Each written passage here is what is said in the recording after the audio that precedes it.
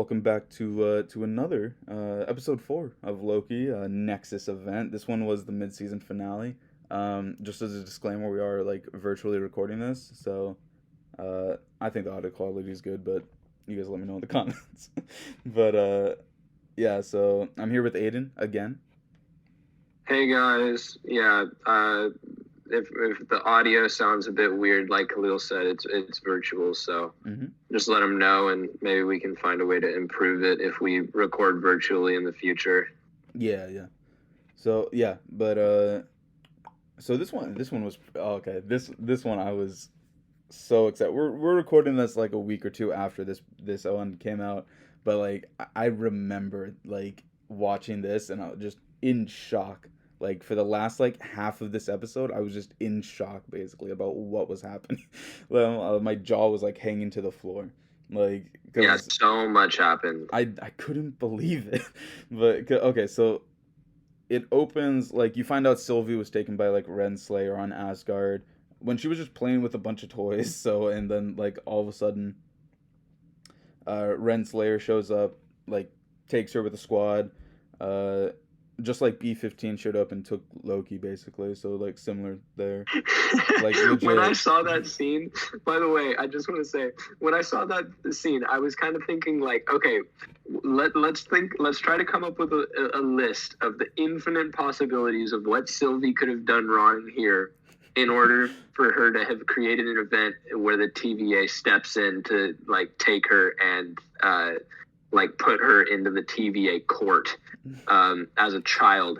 And my brain immediately went to she shouldn't have stacked the block that way. Bro, Like yeah, the no, way that she positioned her toy was bad enough to cause an event that shouldn't have happened, and they had to come and take her away for it. 100%. That's what it was, bro. No cap. Like that is what it was. Like I haven't watched the final episode or anything like that. We've both watched the fifth episode, but obviously no spoilers for that.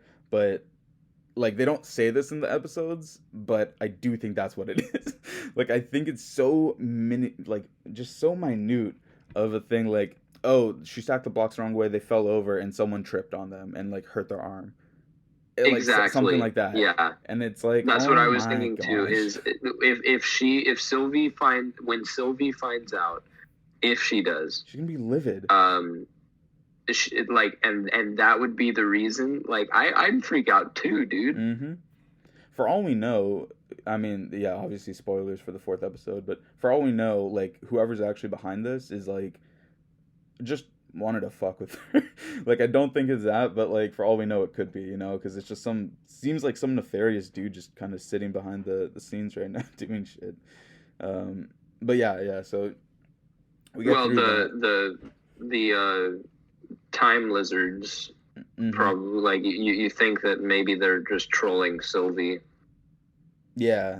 Well, yeah. at least until the end of the episode. Yeah, basically, you're like, what the fuck is happening here? Sorry for the swearing, uh, but so young Sylvia actually know I recognize that actress. That's the girl that plays in The Walking Dead, like the little girl who's basically the lead character now in The Walking Dead. That's who that actress is. Like she actually, Really? yeah, no, legit, like straight up, like she's Rick's daughter, and she basically is the lead character now in that. I mean, she's decent. She's a decent actor, but she gets to the judge thing, or like the where they judge you and like should you be reset or not, which I guess just means like killing you, or pruning you, and she basically somehow somehow like tricks her, not even tricks her way. She just grabs the temp pad and leaves basically from Renslayer. Like she just Yeah, and Renslayer's just standing there, kind of like how'd that happen? totally dirt. She's like derped out. Yeah, no, Like for real. Like what's she's happened? just watching Sylvie run away. Like, yeah, it's fine. I can't do anything about that. What? Uh, I mean, I'm glad she gets away, I guess. But then she like, so then it like after she teleports out of there, it gets back to like where we were at the end of last episode, where the world's Lamentus one is like the world is crashing into Lamentus one, and which is a moon, and there's basically no hope. No one survives this. The rocket ship was destroyed. The temp pad's destroyed. Everything's destroyed. So they just kind of sit there on rocks, just like contemplating, I guess. I don't know, man. Like, but she to be fair, you do learn, I guess, quite a bit about them. But this is, to me, this, I don't know. Do you think, like, knowing what you knew from this episode, do you think this is a romantic or platonic relationship happening right now? Because it seems so weird to me. Because I want to think it's That platonic. Yeah, I thought the exact same way. I was like, this is weird. What is going on here? Yeah. Is this like, are they going with Loki relationship? Is he that much of a is he that much of like what's the word for it? A narcissist? Yeah, is he that much of a narcissist that he fell in love with himself? Yeah, which to be fair, Mobius does actually like bring up, like they don't shy away from that. Like, yeah, Mobius is like, what are you like? Are like, you kidding me? Like, are you for real? Like you have like Game of Thrones incest, but this is, I don't know if this is like, what the heck is this? But I don't even know if this is incest, to be fair. But it's like, I don't know, it's just so weird. But anyway, is like, is it incest if it's with your? Yeah, let's not even go there. Yeah, no, this is a complex question for other people to answer. But so then I guess they basically hold hands, and it does seem like they're gonna kiss or something. Like I don't really. That's why I'm saying, like, it seems romantic, but it's so odd to me because, like, I can't shake it from my head that they are the same person.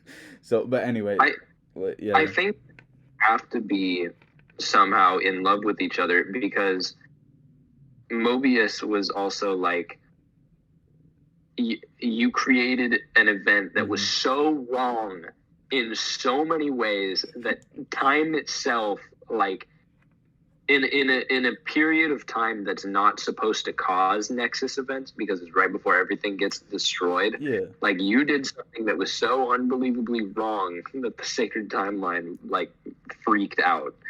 Yeah, and this is I believe this one would be classified as like a class 10 like apocalypse or something like that, where it's like no one survives, the whole world is destroyed. So it's like you did something severe. But that's why I don't understand it though, because so basically, yeah, they come and save them and everything, or save them and then take them prisoner. But like I really don't understand how that Nexus event was created. I know we're maybe harping on it a bit, but I was like, but they die. Like there's no surviving that. Like the only reason a Nexus event would have been created is if you went there and saved them so they could live longer. Like, to me, it ended there. Right. But maybe I don't know. Maybe they'll explain it. You know? They'll explain Nexus events and everything. Hopefully, so.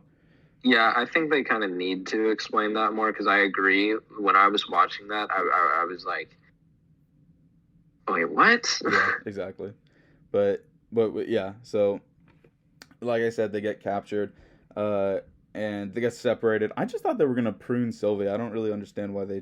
I mean, I guess they need her info of like how she. No, they know how Sheila's hiding there. I don't know, but anyway.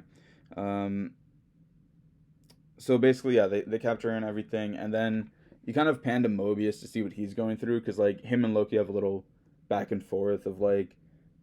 Mobius is like, I considered you a friend almost, which there must have been more stuff that happened behind the scenes before like we like saw him in the second episode, because he was probably there for like a week or two. I don't know, maybe they bonded, but like he's like, I considered you a friend, like how like you betrayed me basically, and then Loki's like, you're betraying yourself, and then he kind of drops the bomb on them that we learned last episode, which I think was buried in the episode, but that like he's a variant, everyone's a variant, and they all have like past lives and everything, and then Mobius is like, get the fuck out of here. You're wrong about this.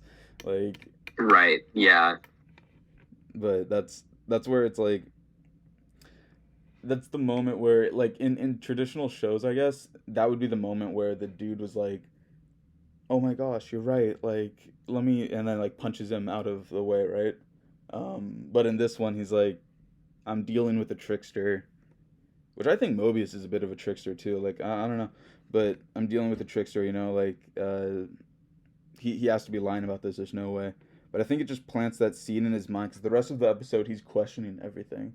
And I think it's because Renslayer tells him that B20, like they killed B20, they pruned her.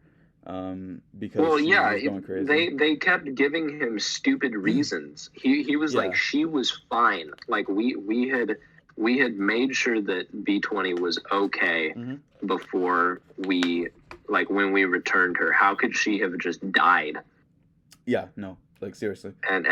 And that plus what Loki had said, Mobius was totally like, something's up here, something's fishy.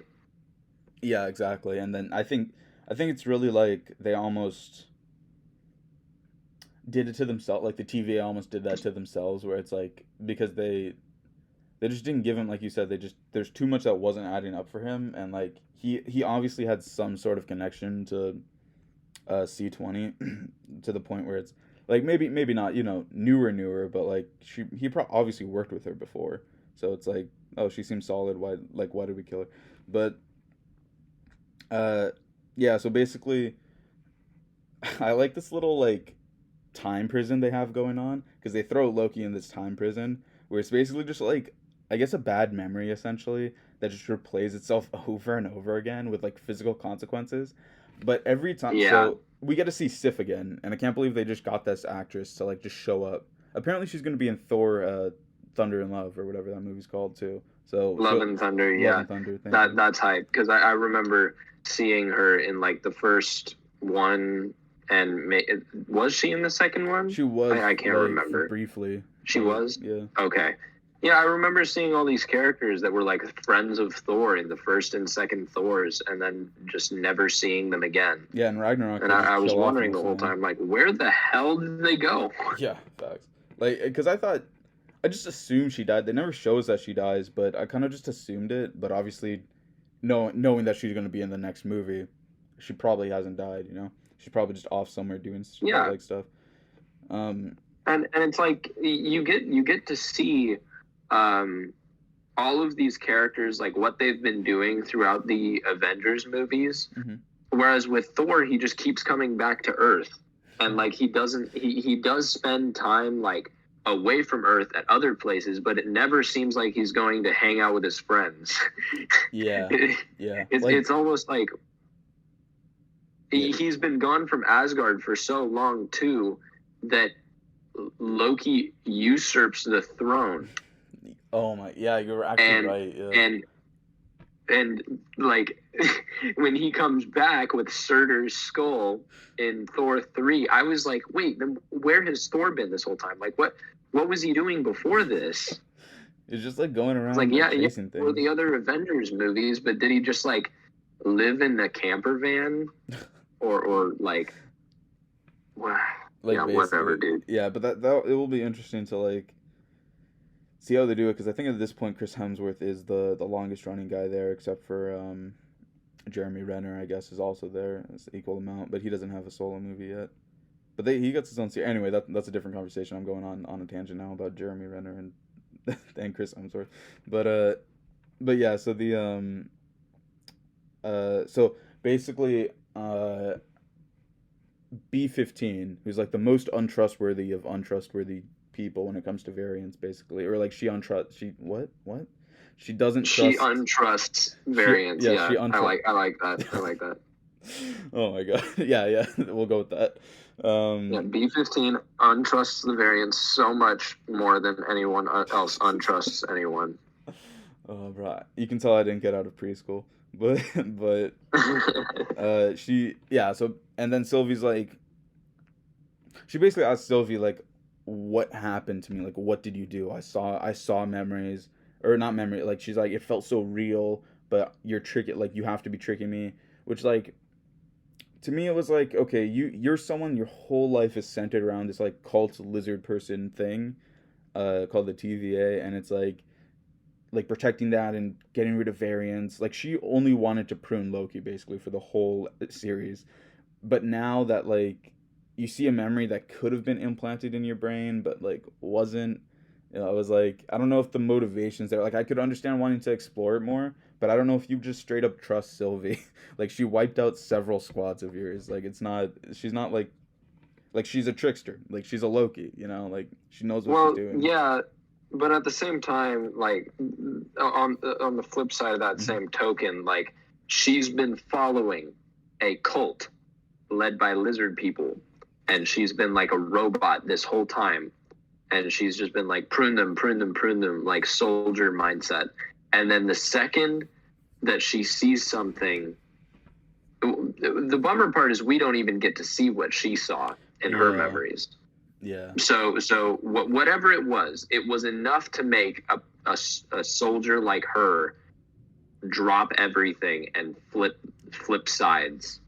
And you know what's interesting actually that you bring that up, because like obviously so they go to the Alabama apocalypse where it's like at the RoxCon, I think it's, or Roxcart, but she and Sylvie go there to like basically not cause Nexus events and talk. And so she basically asks Sylvie like, well, you show me real and everything. But like I think that last scene, like you can tell this actress is a great actress, because like that last scene was like she just went through like every stage almost of like not believing her, and then like being like, I don't know, just getting to a point of like accepting it, but like stages of denial. Yeah, that's exactly, yeah. That's almost what was happening there, where she's like, my whole world's a lie basically. But then she's like, what gets her, what you can tell, and that final like scene at RoxCon was like, or Roxcart was that she's like, she cries. She's like, I looked happy. Like it's obvious that these people aren't happy. Like at their current, they're just like you said, cogs in a machine, just working. Yeah, they're like, drones. Yeah, exactly. So it's like the fact that she like saw herself happy, I think is, or like felt that emotion too, because obviously it's like you in the memory again, is like I think that's ultimately, to your point, I think ultimately that's probably what puts her over the edge, and like that can't be fake, you know. But yeah, and then Mobius and Renslayer obviously. So it pans from that, and then she and Sylvie essentially team up to then Mobius and Renslayer essentially ending their friendship, like because what happens here is that basically Renslayer gives him a drink, and you can tell this is like a typical thing that she does with him, like as a friend, I guess, as an agent, whatever. Yeah, but he's just suspicious the whole time. Yeah, he keeps asking her questions, and she knows that he's going down this path, but she doesn't want him to go there because they're friends. Exactly. So it's that conflict, and then with him swapping out the TEM pads at the end and leaving, and just faking being her friend the whole time. She was like, oh yeah, something's up, this is a problem, and she does not look happy about it. No, she knows. You can tell that she knows what's happening. Like when he did that, I'm like, I legit was like, no, bro, like what? Like it's what you needed to do, I guess, to find the truth. But I'm like, oh, come on, man. Like, because at that point I'm like, okay, something's gonna happen here where he gets found out. But I didn't know what would happen, but I knew like something would, because that's just traditional TV, I guess. But he chose his path. He wanted to learn more, and curiosity killed the cat is like one of the oldest.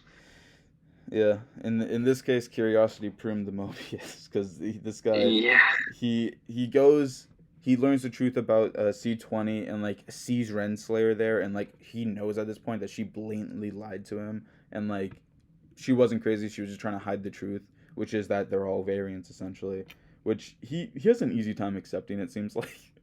Like he just accepts it. But he essentially goes into the time prison with Loki, which like we were saying before, like the time prison is just like Sif essentially kneeing him the balls over and over again, because he cut off her hair. And so he goes in there and like essentially, I guess, stops it for a brief second, like just kind of walks in there, and he basically is like, do you trust her? Like, do you trust Sylvie? And like for the first time, so I'm just gonna say this, and then I have like something else I want to say about it, but it's like, for the first time, Loki actually says that he basically trusts someone like fully, like he has no reservations at all about trusting her, and I cannot tell if he's tricking us. This whole show, I've been thinking I can't trust anything that I'm seeing or hearing, because every single person that's saying it is either a Loki and they're a trickster, or like Mobius, who I also think is basically a trickster. Like he's very good at that. And so I'm like, I can't really understand, like, hopefully it's true, because obviously, I don't know, they seem to have obviously a connection like we were talking about before, but it's like, it just seems like one of those things where I was like thinking like, but do you trust? Like, do you actually trust her, or is there a bigger plan here? Like now that like I don't know, but Yeah, I can see that, but I think that part of me thinks that Marvel is not like their weirdness and that sort of like mind-boggling tricks mm-hmm. stuff came with WandaVision, Mm, and with Loki they may not be going as to that extent, but who knows? We still have yet to see the finale. yeah. So So I mean, well, I guess we'll find out. Like, I hope it's not that because that's like his full like we've basically then done 10 movies of character building in like effectively 6 episodes, which I think is very impressive. But but yeah, so he essentially Mobius frees him, and then the second they step out of there and they're like talking about a plan, Renslayer's right in the cell, and like Mobius, you see it like he tries to play it off as like oh here's your met pad back, like oh that's my bad, I accidentally picked up yours, and like and then he realizes like maybe a couple minutes in that she's not there just for that, like she's gonna kill him, like she's gonna do well, something, like he stepped out of line. he's also at the point where he trusts Loki and Sylvie too. So he's like, Mm-hmm. you've been lying to me this whole time. Like he kind of gets to the point where he just gives it up, and he's like, I can't do this. Like I Yeah. can't pretend for a second longer after coming across this crazy truth that what we're doing is right. Yeah. Um, so I'm gonna make you feel as bad as possible, and I like he really he doesn't do it necessarily to make her suffer, but you can tell that Renslayer suffers quite a bit more Mm-hmm. when he's like he starts talking about the jet ski and Yeah. stuff like that, and then Yeah, that got me in the feels, man. gets evaporated. Yeah, that I was like, no, Yeah. No, when no oh yeah, way, no, when he's got. Mobius is like, because I thought something was gonna, and I'm not trying to cut you off here, but it's like Renslayer like prunes him, like gives the order to prune him. She doesn't prune him, but she gives the order to, and then I was like, okay, so someone's gonna come in here, someone's gonna like Loki's gonna kick it out of his hand or something, you know, there's gonna be a big fight. Nope. Do you want to? You go ahead and say what happened and what you were thinking. He just gets evaporated. That's it. Yeah. Like, and it was so sad to see that. Yeah.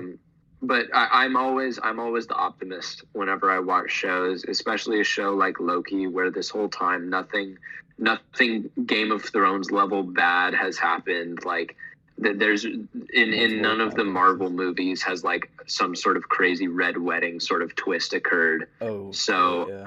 so I anytime I'm watching a show now, I always think about the worst, but then I'm optimistic and I'm like, no, I bet Mobius might still be there. I hope he is. Mm-hmm. So that's what I was thinking. Like it got me in the feels too, but I was like, they got to bring him back Yeah, somehow. Like something's happening. he's kind of been one of their flagship characters for this Mm-hmm. show, and for them to just eliminate him like like they eliminated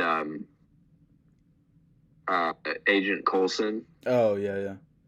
I was like, maybe they're doing it like that, but at the same time, it's like you've gotten way more connected to Mobius than anybody got connected to Agent Coulson. I think Mobius was my favorite, honestly, my favorite character in this show. Like I love Loki, Sylvie's Yeah. but I think Mobius is like my favorite character.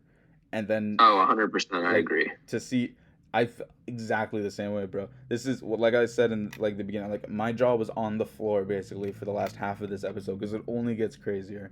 But this was like seeing this, I was like, holy shit, they actually have the balls to kill this guy. Like they like Yeah. because I don't know, man. I remember watching this and I was like I just feeling like exactly like I said, it got me in the feels. I'm like I can't believe they just killed off Moby. I can't believe they killed off Owen Wilson on a Marvel show. Like 4 episodes. They have 2 more episodes. What's happening here? Like, but it's Right. like Yeah. I don't know, man. That one really got me. But essentially, like Loki can't believe what just happened. Basically, too. He's like with the audience here. He's like, wait, did you just kill your friend? Like, and then him and Sylvie basically get taken by Renslayer to the elevator to go down and like be pruned by the time slayers or the timekeepers. Yeah, before the timekeepers, like that kind of weirded me out. I was like, why is Renslayer taking them to the timekeepers? Like this is just prune them. I mean, yeah, she's all like the timekeepers want to see them pruned.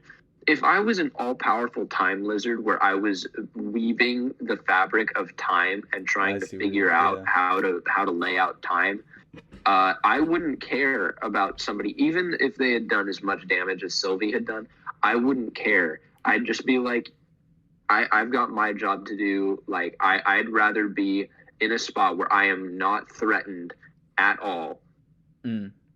Yeah, so exactly. I was questioning it. I was like, why is Renslayer taking them there? This doesn't seem right. This seems like a breach of safety for the all-powerful time lizards. They literally like send agents to fight her to not go down the elevator when she has like a dagger. Not even, she doesn't even have a dagger with her, I think. She just has her fist or something like that. No, she does. But anyway, the point being, like, exactly to your point. So it's like one of two things. Either Renslayer is with Sylvie on this, or it's a plot device.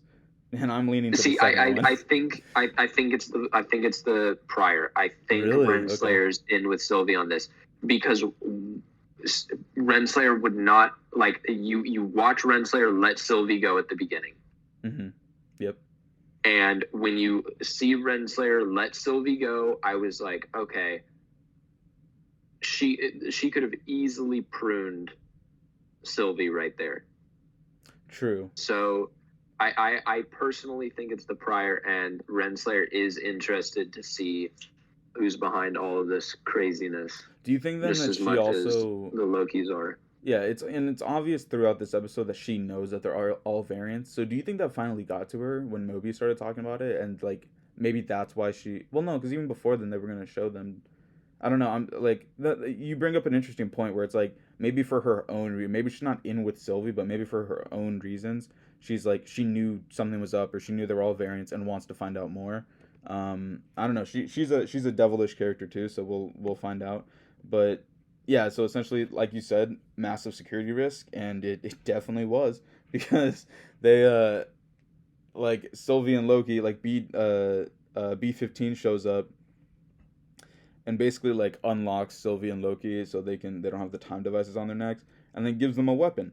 And so they're essentially like fighting all the guards there, and Renslayer and Sylvie have their little face off, and Loki with his two or three guys have the face off. And like, who do you think, this might be a little tangent question, which I mean, but who do you think's more powerful between these two, like Loki or Sylvie? Because it really does seem like Sylvie can just hold her own no problem, and like Loki obviously can hold his own, but it's like he like needs the weapon to actually like I don't know. I was just trying to debate as I was doing this, like who's more like experienced here almost.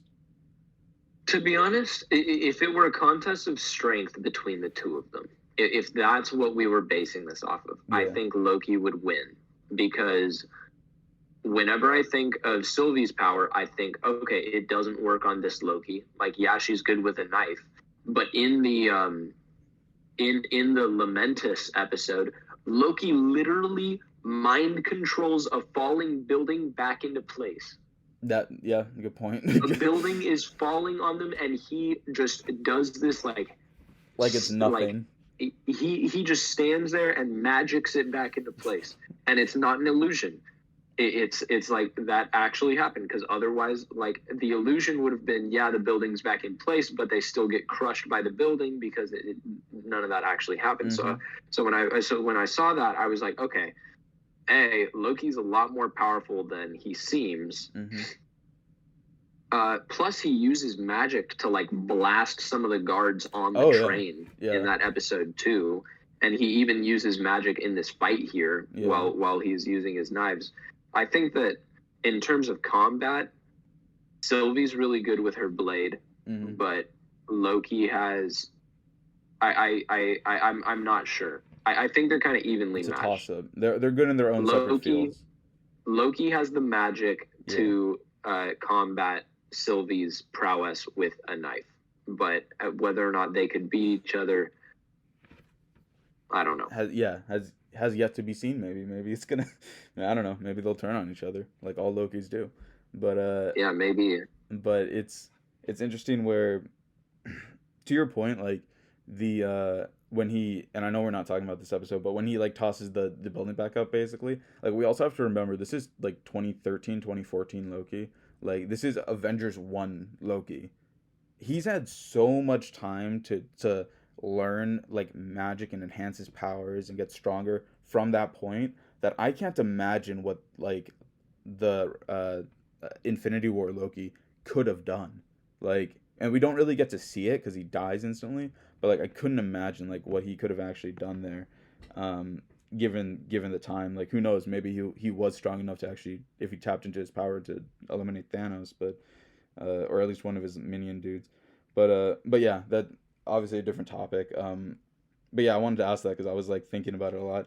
But basically, Sylvie gets the better of Renslayer. You know, all this happens, and then they basically wipe out the guards and everything like that, and Renslayer's on the floor, and I guess B-15's there too, and they throw a knife, or they throw that spear thing at the lead timekeeper, and I thought it was either gonna they were gonna be holograms or a force field was gonna hit off it. Those are the two things I was thinking. Like, there's no way because it's the fourth episode, but Yeah, and then it takes the thing's head clean off. exactly. And same thing. I was watching that like, wow, they just did that. yeah, they just did that. Yeah, and But then the head, there was no blood or anything, and I could see like the other two start laughing, and you could already kind of see the circuits there, and I was like, uh-oh. Yeah, and this isn't good. They all three of them, the great and powerful time lizard keeper things, are androids. they're all androids, and there's someone else who built them. So, like, something built them, something else is going on, because all of the stuff that the TVA is doing, the pruning and the reset charges and things like that, all of those are real. Yeah, no. But the timekeepers aren't. Exactly. So that's where the episode leaves off is, well, of course, after the other thing that totally blew my mind, Sylvie and Loki kind of standing there looking into each other's eyes, and then Loki gets vaporized. He gets pruned by Renslayer, and I'm like, wait, what? And I was like, no, first Mobius and then Loki. Exactly. My brain immediately, like the optimist in me was immediately like, okay, that means that both of them are alive, because there's no way the show would end with Loki dying again. Nah, bro. For a solid 2 minutes, I was like, he's dead, because the show is called Loki. It's not talking about which Loki. So I'm like, are they really about to go with Sylvie for the rest of the like Marvel? I was like, this could very well be what's up, because Tom Hiddleston's been there for a while. So it's like, this could very well be a way of passing the baton. But I'm like, in the fourth episode, Yeah, seriously. Like, and so I was like, because up to this point, I was like, obviously that little bit of hope in me is still like there, where it's like, okay, maybe they can't, like, no, but just the majority of my thoughts were like, holy, like, they just killed off Mobius and Loki. Okay, say what happened. You see that, and then I know we're kind of jumping a bit here, but you see the end credit scene, and Loki wakes up, and that's when you're like, okay, he's not dead. Exactly. Mobius isn't dead. Thank God. There's something else, and you see the other Lokis. That's crazy. And I think we shouldn't talk too much about it now. That's definitely something for the next episode. Yeah. Well, at least because it was like the post-credit scene was in this episode, like, right, like that, and that's why I was saying, like, because like for 2 solid minutes, I was like, they actually killed him, and then obviously they show him in the after, like, and so what I think's happening. This was my theory on it. Hold on, really quick. Yeah. I just want to build 100%. Off what you were saying there about maybe it's Sylvie replacing Loki. That still could be the case. True. Loki comes back in the end credit scene. He's not dead, but there are still 2 episodes in which he could die. But in which Sylvie, the baton could still be passed. So that is still a relevant theory. But do you think like he would actually at this point, because they've already like killed him by pruning him basically, like at that point too, like do you think that they would actually just like fully like stab him or something like that, like fully kill him? Maybe. I don't know. That there's a possibility. I still don't know because I haven't seen the finale. Yeah, same here. So, but we'll see. And not getting into spoilers about the 5th episode, because like I have this in my notes about what I thought was happening. So this is my theory on it. Is that this is in my notes here. So it's like, uh, I think like the pruning thing. Do you remember in Ragnarok when Hela shows up and they use the Bifrost basically to like, and they get hit off the Bifrost to Sakaar, and it's like a land like there's no time, there's nothing in Sakaar basically, like it is just what it is. Like Loki had been there for Yeah, weeks and Thor. So like my theory is that they're in Sakaar, like in just some random time period in Sakaar almost, and like the pruning stuff is like basically transporting them to Sakaar. Like this is at least what I yeah. put down at the I time. think I remember you talking to me about that. You like Yeah, mentioned it in a text or in a over a yeah, call or something like that. You were like, "Are they in Sakar? Like, yeah. I was could like, is that that be what's what's happening? happened here?" Yeah, because And I remember thinking like, "Oh, that's an interesting theory," but I'm not sure. yeah, and I mean we'll discuss it in the next episode because you learn a bit more about kind of what's happening here, which we won't get into now, obviously. But it's this episode was absolutely insane. Like I don't know, and obviously we've talked about it throughout the episode, so we're not gonna harp on a lot of the points too much at this point. But just as a final thought, like I said, last half of the episode, Jaw on the floor. I think this was by far the best episode that they've done, and they did a lot of good episodes. Like every episode has been the best episode they've done, basically. Like I think it Yeah, just gets better, and hopefully it yeah, continues that for the next two. hmm But yeah, yeah. I think you wrapped it up pretty nicely. yeah, I totally agree. yeah. So that's episode 4, guys. We'll thank you, Aiden, again for joining me, and we'll see you guys for the 5th episode here for the review. There, it's gonna be a great one there too. But have a good one.